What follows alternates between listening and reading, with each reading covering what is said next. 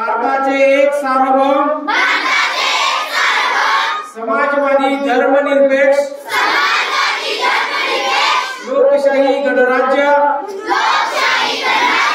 घडवण्याचा व त्याच्या सर्व नागरिकांस सामाजिक आर्थिक व राजनैतिक न्याय विचार अभिव्यक्ती विश्वास श्रद्धा व उपासना यांचे स्वातंत्र्य दर्जाची व संधीची समानता निश्चितपणे प्राप्त करून देण्याचा आणि या सर्वांमध्ये व्यक्तीची प्रतिष्ठा व राष्ट्राची एकता आणि एकात्मता यांचे आश्वासन देणारी बंधुता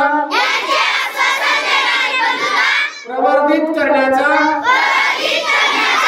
संकल्पपूर्वक निर्धार करून आमच्या संविधान सभेत आज दिनांक